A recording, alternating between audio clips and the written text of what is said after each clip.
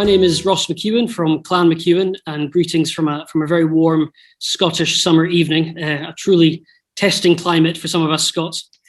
Scotland is a country with an enormous and fascinating history and culture, and thankfully for us, many positions and practices established long ago still exist and serve hugely important functions today, not just for us here in Scotland, but for those around the world, for those who share Scottish heritage and ancestry, or perhaps even just a fondness for the place. And I'm delighted and honoured to be joined this evening by someone who has been a champion for numerous causes and areas of interest throughout his life, and for the last several years has held one of the most ancient offices in Scotland, and a position that holds particular importance for Scottish clans, and especially those of us with a profound interest in heraldry. So it gives me great pleasure to introduce the Reverend Canon Dr. Joe Morrow, the Lord Lyon King of Arms. Thank you very much indeed, Lord Lyon, for taking the time to speak to us this evening. Would you please introduce yourself to our members and viewers and those watching, and tell us a little about the role of the Lord Lyon King of Arms? Well, Ross, thank you very much for that introduction, which of course reminds us all that the Scottish weather is not usually as balmy and as hot as we have tonight. But I'm here in Angus, the birthplace of Scotland, where the Declaration of Arbroath was signed and sealed, setting up the nation of Scotland. And it is a lovely evening here. And I hope that, in fact, those that are listening will sometimes come and see that Scotland doesn't always have the cold and the wet weather, but we have some beautiful weather in the summer, which brings our whole country to life. Here in Angus, of course, we're very proud of the great Scottish traditions, and particularly that of the Declaration of Arbroath, which set up the nation itself and actually changed the kind of environment that, in fact, Scots worldwide have lived under, as it was about the people of Scotland. Now, for me, the Lord Lyon is a very ancient office. It's sometimes said that it goes back into the Celtic period of the High Shenanigans, who was the genealogist who actually recited the generations of the king to show that he was the right person to be actually inaugurated as King of Scots. But the first appearance of the title of a lion seems to have come across in the early 1300s, in the 14th century. And there's a lot of indication that it was here in Arbroath Abbey that the Lord Lyon was first recognised in the papers of Scotland's history. But also, I'm told that in the Bruce collection of letters for the family of Bruce, there is a letter from Robert the Bruce himself to the Lord Lyon. Wow. So it's a very ancient office that goes back even beyond the title itself. And the Lord Lyon today, under several acts of parliament that have taken place, and one of them we celebrate 350 years of next year, and that was the establishment of the public register. The Lord Lyon was the person who granted under the monarch arms, which are a form of honour and identification to those individuals and Scots organisations that were well-deserving and virtuous persons. So that's one function. The other function is that the Lord Lyon gives a whole series of guidance to a number of people on things to do with titles, to things to do with clans, to things to do with protocol, to things to do with order of precedence. And the Lord Lyon is responsible for all state ceremonial in Scotland. And the final thing that probably the Lord Lyon does is that, in fact, the Lord Lyon is the kind of font of state ceremonial in Scotland. So you'll see me marching at the opening of the Scottish Parliament, which will take place later in the autumn. You'll see me at the General Assembly, which is the gathering of the Kirk of Scotland, which is written into our constitutional understanding. And you'll see me at a number of events. And we've got out to play very recently when I went to install the Governor of Edinburgh Castle, all COVID compliant, and actually was the most magnificent occasion indeed. So these are the roles of the Lord Lyon. In addition to that, there has been developed a legal role. And if there's a contested case, for example, over a clan chiefship that's fallen into abeyance, or a contested case about bringing back into existence a baronetcy or a peerage, then that's done by way of proof. So the Lord Lyon is not only head of the heraldic executive, not only an advice giver, but is also a judge of the realm. So quite a complicated and historic activity. Absolutely, yes, and I think a lot more going on than perhaps some may assume. But yeah, I saw a video of the installation of Aleister Bruce, and it looked like a very damp day, but a glorious one nonetheless. Yeah, I was very concerned because I'd got my new bicorn out for the first time, and I was concerned that the ostrich feathers were going to be completely flattened. But I can tell you that once you've stuffed your bicorn with tissue paper and put it on top of a boiler, the feathers come back into great life. So it wasn't a difficulty. The rain didn't take away from the magnificence of the occasion. It was great. Well, thank you very much indeed. So heraldry is, of course, a fascinating and enormous area of study, blending culture, art, law, and is at times described as the shorthand of history. Would you please explain a little about what place heraldry holds within our culture and history here in Scotland, and how it continues to thrive and grow today? Well, one of the things I'll start with in a very tentative way, but also I don't need to go on at length, is that heraldry in Scotland, we're the last country to protect heraldry by way of the law. And so there are penalties if you breach the law in terms of the protection of it. So it is a very strange instrument to use the law for heraldry, but it's there. And of course, heraldry, as you've alluded to, is often called the garden of Scottish history in Scotland. And it actually is about the colours and the components of the garden and the story that it tells.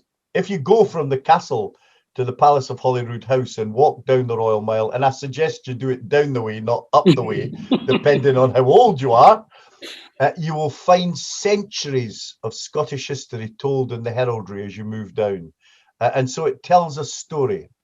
But it tells a story with some very strong underlying points. And these are about identity.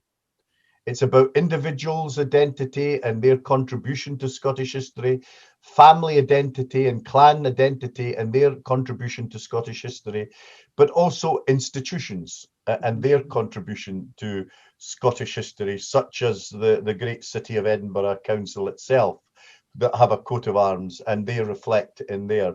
So it tells a story. It's about identity. It's about buying into something that's international but very Scottish. That Scottish garden of heraldry that tells the story of the Scots people. Now, I was alluding to earlier that in 1672, the Lord Lyon King of Arms Act, an act of the Scottish Parliament, brought about for the first time public registers and made it compulsory to actually, under the law, to register your arms in these registers. And we have all of those volumes, 100 volumes, that tell the story right through from that period, and even before it, because many of the arms were assumed arms that were put into the register right up to today. So it's a magnificent story to tell. And today, it still has the same relevance. It's about identifying who is who, what they do, and actually what they stand for. And it's far more than simply those with titles and those that are clan chiefs. And within a year, I could be granting a matriculation of arms to a duke, but at the same time, a new grant to someone who may drive a tractor.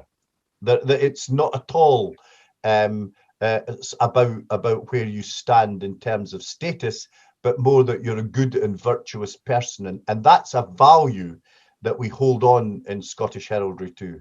And another aspect of it, of course, is that we actually represent some of the big institutions. I mean, I don't know if you're a Harris tweed wearer. I am. I think it's one of the best cloths you will ever have. But their orb is their arms, and that's registered. And so people use it as an identity to promote the kind of great crafts and institutions of Scotland. Today, I think it has the same relevancy. It's about identity. It's about building up community and common values. and above all at an international level. And remember, we grant arms to organizations throughout the world. There's a St. Andrew's Society of Bangkok, there's a St. Andrew's Society of St. Paulo, there's certainly a St. Andrew's Society of New York. All of them are granted Scottish arms. And it brings together that great family of the Scottish living diaspora, as well as those at home. And I don't particularly like the name diaspora, but I love the concept of the living Scotland wherever they will be. And they take out the identity of what it means to be Scots, and actually they take out the identity of the values of what it means to be a Scottish person and of Scottish heritage. So that's the relevancy that we still have today, and that continues to thrive and grow. We've now, in the last year, in the first part of this year, we had the full complement of applications and petitions that we had for the whole of last year. Wow. So there's an increase in the number of activity that we're doing. And I'm trying to make it something that's available for all, and as part of the actual culturing and part of the growing of the garden of the living Scotland. One of my early grants was to the Utah Scottish Association. And that actually developed a huge story in itself about the Scots that went across to Utah in the migrations in the mid 19th century. Lots of things that told and opened that kind of door of the Scots, the pioneering Scots who moved out with their values and moved out with their hard work and moved out with the kind of nature of community they had and established it elsewhere. Oh, definitely. And I think clan culture today is living a very healthy life around the world because of the enthusiasm and knowledge and love and care that these men and women around the world should impress us here in Scotland, because they're doing a very good job of it. Thank you, Lord Lyon. So another one of your principal duties, however, one is that which is perhaps not spoken about quite as much, although you've mentioned a few of the occasions already, is your responsibilities regarding state ceremonial. Would you tell us a bit more about your state ceremonial role, and perhaps what exactly does that involve? Well, in essence, the state ceremonial, when it is a state ceremonial, so there's lots of other ceremonials, but when it becomes a state ceremonial, and that's something that's done under the auspices of the Crown, the actual content and the formation of that rests under my authority. So the opening of the General Assembly, not in terms of the church side of it, but in terms of the ceremonial with the Lord High Commissioner, is something that's signed by the Lord Lyon, the orders for it, if you like, that are carried out. The opening of state parliament, the state opening of the Scottish Parliament, again, is another part of the ceremonial that's carried out there. We have an installation of knights or ladies of the thistle when there's a vacancy. That's a state ceremonial that is very well laid down. There are a number of other ceremonials we attend, such as the National War Memorial Day, and we go there while it's as near as you'll get to a state ceremonial. It is actually marking the war dead and the contribution that they made to the living Scotland today. And so these are the types of things that we take, that the Lord Lyon oversees, and actually attends. And these are far and few between in a year, but they're probably a range around about 6 to 10 of these occasions. You'll also be aware that the last Jubilee for the Queen, there was a service in Glasgow Cathedral. In St Mungo's Cathedral, Glasgow. The Lord Lyon was part of that procession and took part in all of that. Of course, the minister devised the service, but it's the kind of oversight to it to make sure that everyone is given their place and given their place appropriately. The hard job, of course, is that what was set in stone is not so set in stone now, because the issues of diversity and values have changed radically in Scotland for the right reasons, in my view. So that I'm very keen that in any ceremonial that takes place within Scotland of a state nature represents the diversity of Scottish society. Now, there's different views about that, but I hold the ground. Scotland is diverse, our values are diverse, and we actually need to reflect that in what we do, because I believe that's what's a healthy society and part of the Living Scotland is all about. So these are the types of things that we do. And as you said, you had watched the governor's installation, which the Lord Lyon is the installing officer who reads the Queen's commission and demands that the keys be brought to the governor on behalf of Her Majesty the Queen. So these are the kind of roles that the Lord Lyon gets involved in. There is a kind of lesser ceremony, which is basically where I would go along to encourage community resilience and cohesion. So it might be that a community has been granted a community flag, which is done by my office. And I do my best to go along and kind of be at the unveiling. It could be that a community council have applied for arms and I would go along and present the letters patent to them. And several years ago, one of my pursuivants and myself, George Way of Pleen, we went down to present the arms to the Crail Community Council, which were based on the old Royal Borough Arms of Crail. And what an afternoon we had. It was just a delight to be with people who wanted to celebrate what it meant to be a community and to have something in identity that recognized that. So so there's a kind of wide role that takes place. Absolutely, and you mentioned about the granting of flags, and it's a huge and exciting topic. But I think as a Highlander, the new flags that are being developed every few years, I think, is just really exciting and giving that sense of identity and everything. So it's always evolving, always growing, always keeping up with the world. So I think that's a credit to you and your officers. Bringing it to the clan world, and while clan structure itself is not ran or operated by the Lord Lyon, the position of Lord Lyon and the Lyon Court does play a key role in the clan community, and we speak about that a lot in Clan McEwen, and I know others do as well. This role is both as an ally, a judicial authority, and a source of advice and guidance on certain matters. It's a huge topic, but would you tell us about your interaction and relationship with the Scottish clan since you came into post? Well, let me first of all send really warm greetings to all the McEwens worldwide. And when I go to Highland Games, whether it be here or abroad, I make an effort of attending every clan stall. And they've got the most magnificent clan stalls, of which the hospitality ranges from their local malt whiskey to the best cakes and biscuits that you can imagine that are baked by local clan members. And I think that kind of cohesion that clan life gives and the inclusiveness of clan life. And remember, there was always a protection and the understanding of clans for those that were outside. The chief could decide to take them within their protection. It really is a value of Scottish life that I think is absolutely key. Despite all the magnificent history around about it, it's still the value of actually the inclusiveness and the actual cohesion that a clan does and gives that's very important for me. The Lord Lyon, as you made it clear, does not run a clan or make instructions about how a clan runs itself.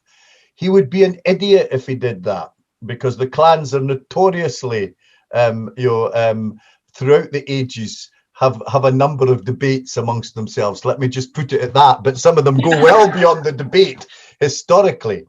And everybody gets a kind of chance, because there is an egalitarian side to clan life, to make their view heard.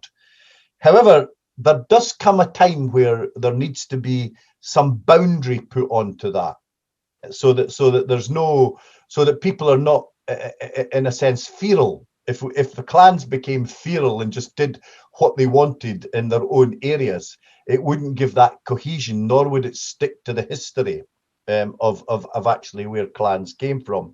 And so the Lord Lyon has a very strong guidance role to say what's right and what's wrong. For example, you'll know that the Lyon Court has a leaflet that talks about who can wear 3 feathers, who can wear 2 feathers, who can wear 1 feather.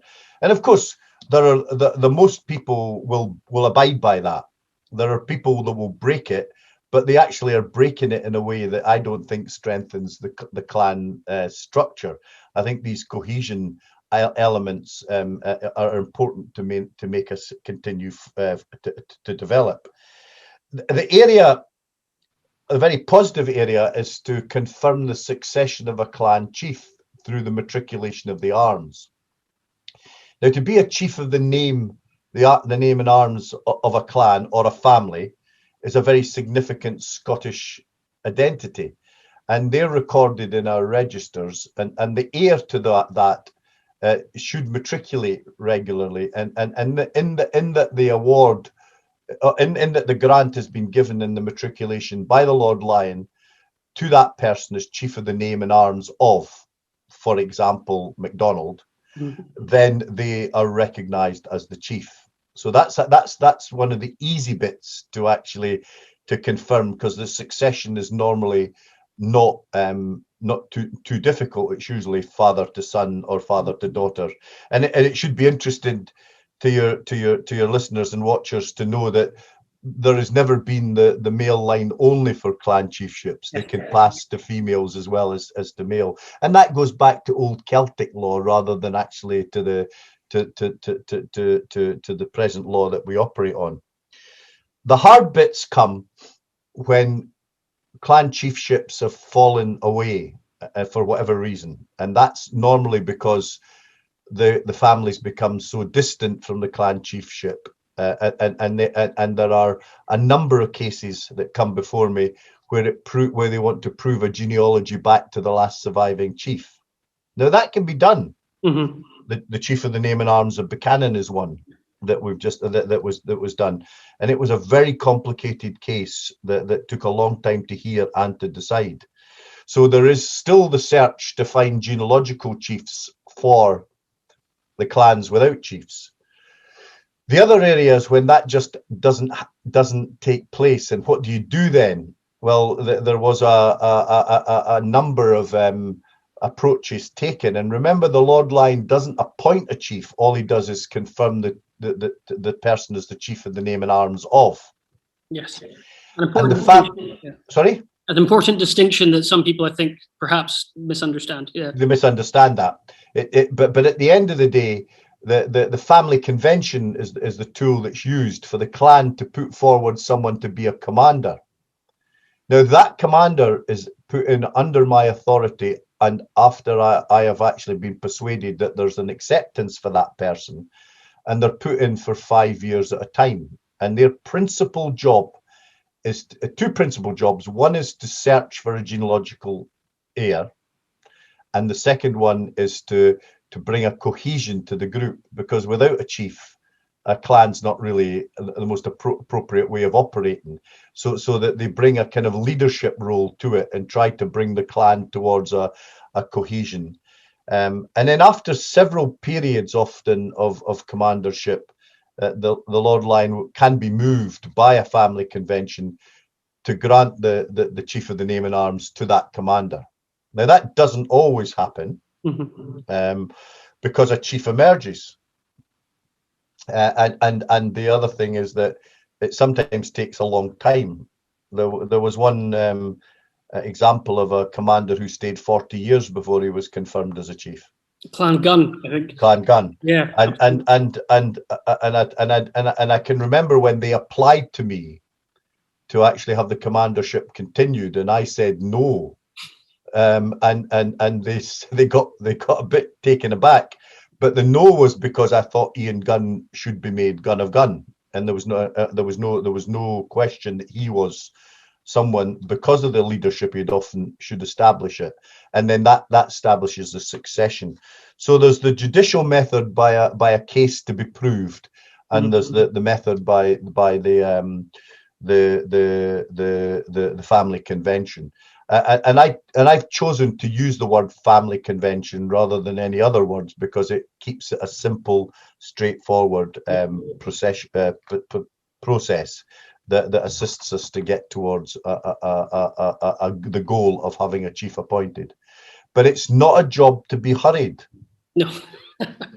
I mean, everybody not that I have a view about how long it takes, but just because someone's got a 5-year commission and no chiefs come forward at the end of 4 years, there's no point in saying there is a point in asking, but I'm going to be reluctant to be persuaded to make someone a chief of that after that period to record the name and arms of. It's something that I would have to have much more evidential weight to do. So that's the kind of role in the clans. The other role is, of course, is encouragement.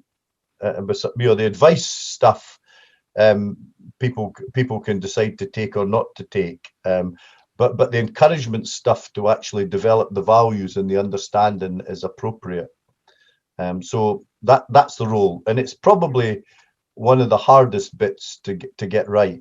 Not the decision making. I've been a lawyer for a long time, and I've been in judicial office for a long time. I can make decisions and I can make reasoned decisions, but it's about actually how do we create an appropriate modern compliance model for the clans, and the further they get away from what is the traditional model, the clans and family, the more kind of I think we weaken the system. Definitely. So that's my view, but people would tell you that's what you would expect a Lord Lyon to say. Just to follow up on that, I think the story of Clan Gun, which I believe they have on their website, is a fascinating one, and as you and a thorough one. It's certainly, I mean, as you said, there's over 40 years of story there, and also with regards, a lot of our members, and I'm sure people out there have never heard of a female chief, and I think we're fortunate enough to. I think we maybe have as little as 8, but they do exist. Yeah. And I had the pleasure of interviewing Madam Pauline Hunter recently, and one of the hardest working chiefs in my personal sure. You're right on that. Chief Pauline of Hunter clan is absolutely an example of what a first class modern chief of a clan or family should be. She's a good example. Absolutely. Anyway, it's far nicer to work with some of the women from my point of view. Far nicer and it's just a different environment, and that's part of, and I say that tongue in cheek, but I also say it going back to this question about diversity. Mm-hmm. The idea that everybody who's a clan chief has to be an old man with grey hair is a nonsense. Mm-hmm. That we've got young chiefs coming up in their 20s. It's that enthusiasm that comes through that.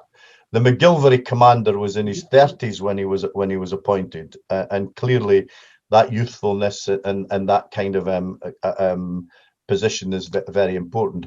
But for me, although it's not particularly probably the right thing to do, it's quite good to at least to get somebody that's young enough to be able to create the next generation one way or another to take on, because the hereditary succession is an element of clan life. Sure, yeah. And I know that in the past, if you look at just in the broader past of the appointments of commanders, there was in the past people of a bit older than me who were bachelors appointed, and it didn't make a lot of sense in terms of looking at the broader picture. They maybe were the people to bring together the clan in terms of leadership, and also maybe the people that would do best at producing the genealogical heirs. But we do want to try and get a succession into this that's appropriate as well. So that's the kind of role that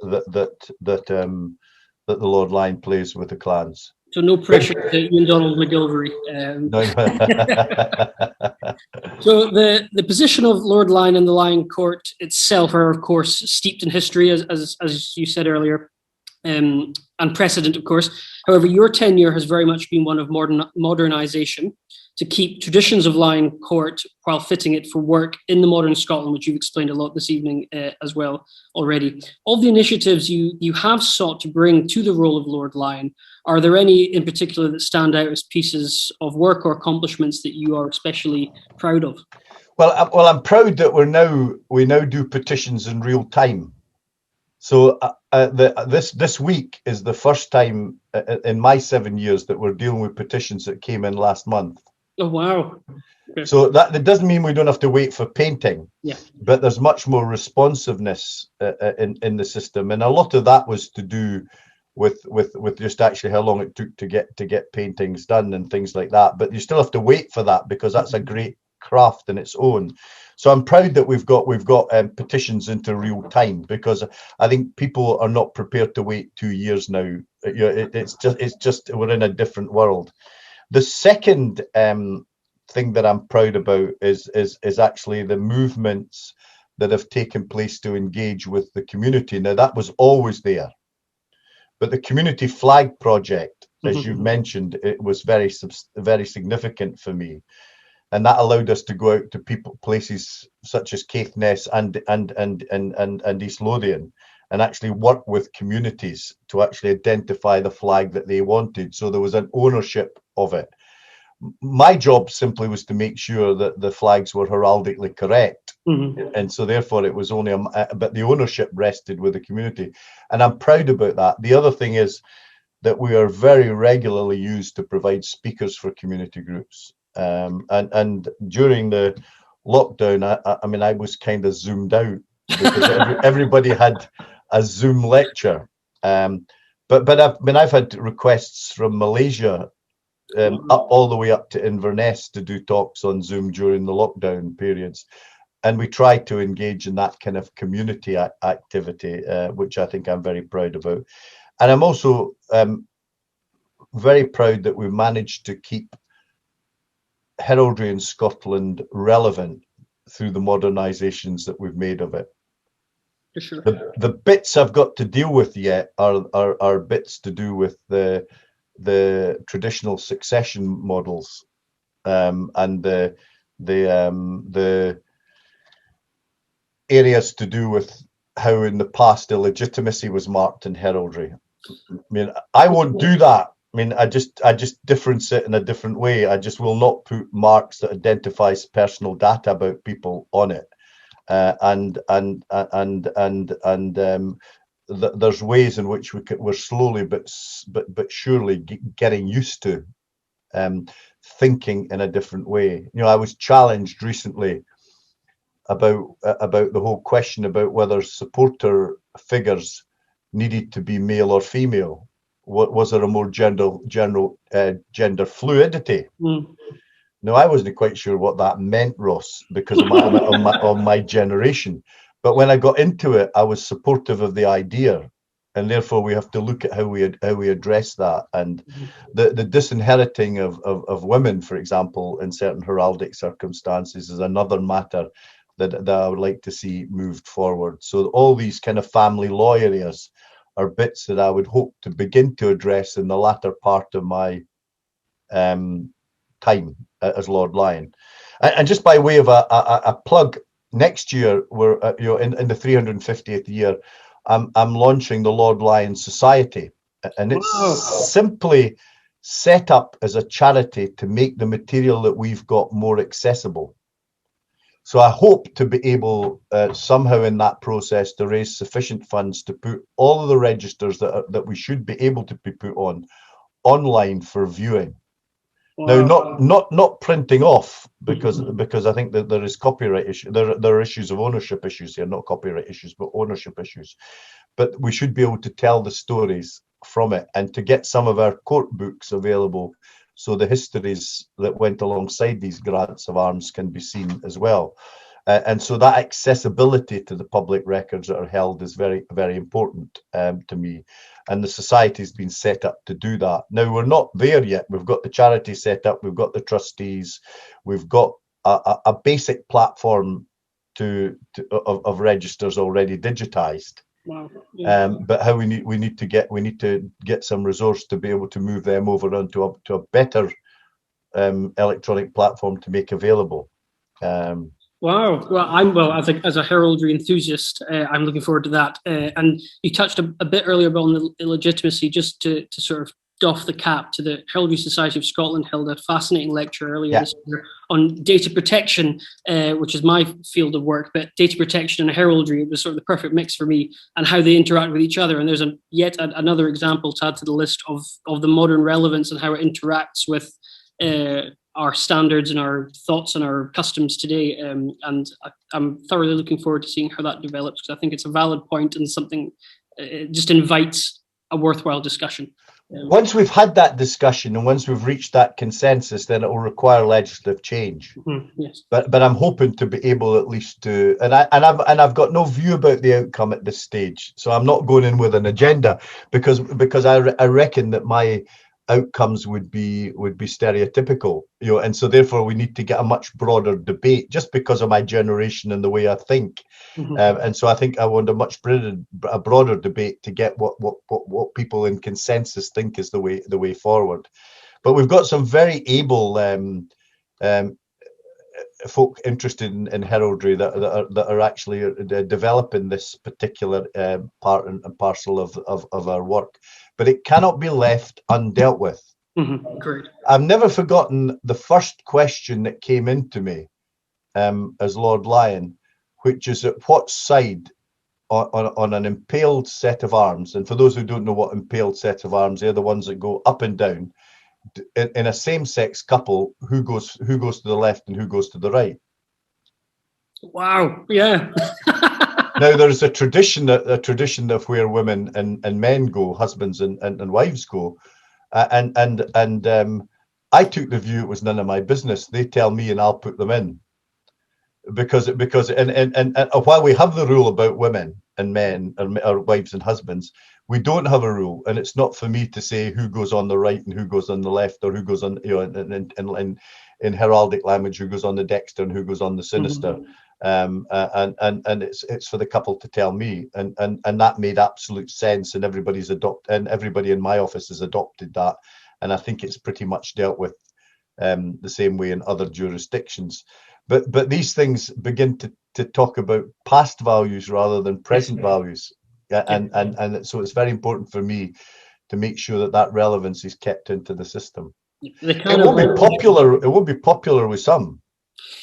Yeah, well, I mean, just to the gentleman we mentioned earlier today, Major General Aleister Bruce. Obviously, congratulations on his wedding. Yeah, it was fabulous, wasn't it? And he flew his and his husband's standard just down the road in that direction, and that was maybe a version of the example you just gave. Yeah. But it shows that these things evolve, and they should evolve, and they do evolve, and they will evolve.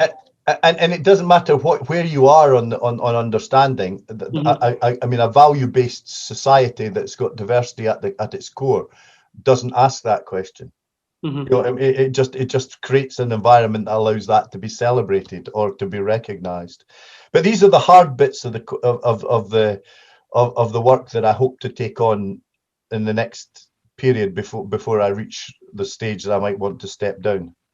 Well, I hope that's a long way away, and I don't want to. I'm conscious of the time, and I'm very grateful for you giving your time. So my final question of the evening is: Clan MacEwen, as most Scottish clans today, are enormously fortunate and proud to have active clan members all over the world, across the United States, Canada, Australia, New Zealand, Europe, and recently South Africa. And it is no secret that Scottish culture, including clan culture, lives a very healthy life throughout the Scottish diaspora. I take your point earlier, the living Scotland around the world. During your travels as Lord Lyon and as a Scotsman, what are some of the more remarkable, surprising, or maybe even heartwarming things that you've seen while visiting Scottish or Scottish heritage events abroad? There are numerous ones, but the welcome you get at a Highland Games is one, particularly in the office as Lord Lyon, and the welcome and the time that people on each of the clan stalls will spend with you. So they're interested in your role, they're interested to tell their story, they're interested in interpreting it from their own background, and that's particularly the case in the United States of America and Canada. And I had the most fabulous weekend at the Fergus Games in Ontario, and in fact met a distant relative who was the son of a cousin of my mother's that I didn't even know. I knew he existed, but he lives in Toronto. So the connections that actually they make are magnificent. When I was out in Australia in 2019 to do a lecture tour for the Australian Heraldry Society, one of the great celebratory occasions was to go to the Scottish cairn that was established for the 200th anniversary of the establishment of Australia. And the story behind this is magnificent. Each parish in Scotland, through the old post office, sent a stone. And it was paid. Apparently, it was facilitated by the post office at the time. And they should tell this story if I've got it wrong, because it was a magnificent example of international activity. And it was built just outside Sydney into a cairn. And there's an annual inspection of the cairn. And there's also a warden or guardian of the cairn appointed from Australia. And the year I was there, I was asked to be the inspecting officer. And the inspecting officer reports back to Her Majesty the Queen that the cairn's in good condition, and also a letter to the First Minister of Scotland. And that was a great privilege to be able to do that. But it was that kind of sense of having a solid bit of Scotland in Australia, literally, but celebrating that diverse link from the parish of Ochtertool to Sydney, from the parish of Kilmartin in Argyll. All of them had sent these stones, and you could go on. And there was specific stones identified from the cathedral in Glasgow, for example. And it was that real sense of something physical and the ability that people have to wish to actually gather around something as significant in that and celebrate what it meant to be a Scotsman. The other thing about that was that it was the most torrential day of rain. Oh, no. And there was a very small gap in the rain. And we headed off at quick march to get from the hall to the inspection of the cairn. And the piper struck up, and the kookaburras out-sounded the piper. I didn't even know what they were until I asked afterwards. But they obviously were excited by the noise of the pipes, and that was something that set them off with their noise, and they out-sounded the pipes. So these are the things that become very significant. When I was at games in America, we held the games in a ski slope in the summer, a skier resort in the summer, and I listened to 1,000 pipes and drums come off the ski slope into the games. Now, I don't care what anybody says, the kookaburras could not have drowned that out in America. If there's no kookaburras in America, as you know, but they couldn't have drowned it out. But there couldn't be a more uplifting expression of what it means to celebrate Scottish life than the pipes and drums. And it was just these occasions reflect for me something very significant. I've never been to anything that relates to Scotland and South Africa. I have been in Europe, and New Zealand's one that's on my agenda. But certainly, the fellowship and the supportive nature of the clans for the office of the Lord Lyon and for Scotland are fairly universal. And hail the living Scotland abroad and here is something that is a mantra for me on a general basis. Wow, fantastic. Well, thank you very, very much indeed, Lord Lyon, for taking the time to speak to us this evening. We wish you and your officers and staff the very best for the rest of the year ahead. Hopefully more normality arrives and into the future. And there's always a warm welcome, a comfortable seat and a dram for you and any of your staff at a Clan McEwen event in the future. So thank you very much indeed again. Well, just make them very clear that the dram event should be 10-year-old Old Fettercairn from just up the road. The best whiskey you'll ever buy. Minuted. It's in the minutes. Thank you, Lord Lyon. Good night, Ross. Thank you very much for the interview. Well done. Well done.